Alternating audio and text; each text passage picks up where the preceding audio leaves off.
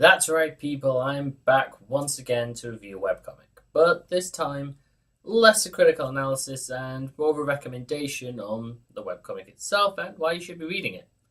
So, let's look at questionable content. In 2003, questionable content created by Jeff Jacks began, introducing us to Martin, his anthro-PC named Pint Size, following on later with characters like Faye, Dora, Hannelore, Marigold, her anthro-PC Momo, Dale, Ty. Have we left anyone out? Oh yeah, don't forget Tyas. The comic started and remains a slice-of-life comic, though its general focus has shifted over time, as the early comics revolved more around indie music and the indie scene in general, with that slowly falling away to focus more on the characters' lives and personalities. The early art for the comic, like a lot of webcomics, isn't great. The occasional strange layout of panels, the lack of depth to the backgrounds and character models, single filled-in colours in the background as well. All the problems that you'd find in someone inexperienced and just starting out. But then it changes, slowly over time, improving bit by bit, gaining more detail, perspective, colours, shading, on, improving until things like animation are being added. Which I'll admit are often my favourite parts of the comic because for some reason they always seem funny to me. Interestingly, one thing that never changes much is the writing, and I don't mean that in a bad way. It's good from the start to the present, though it has improved as it feels more like the characters have a set voice. And when there are more dialogue-heavy sections, the speech bubbles are kept from filling up a sizable chunk of space, allowing you to enjoy any and all of the art. Of course, if I tried talking about the characters for the comic, I could be here all day, but I can easily give you a rundown of some of the major members of the cast. There's Martin, who was once the office bitch, a quite literal job title, and really there's little to say about him.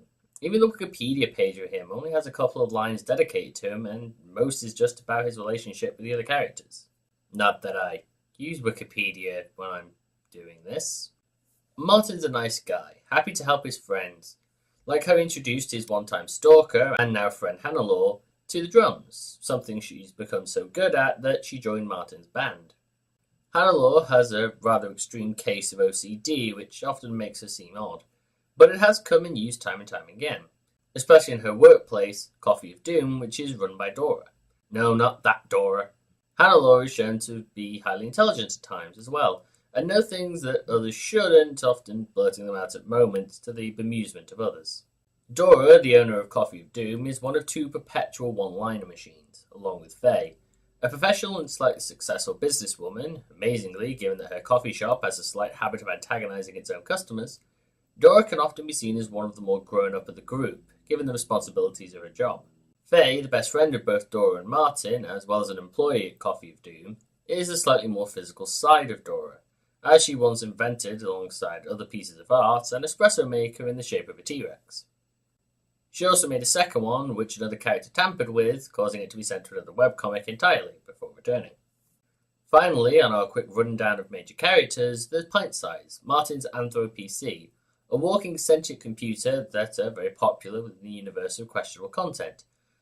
But I think I'll let you guys learn about him all for yourself, because words really can't do him justice.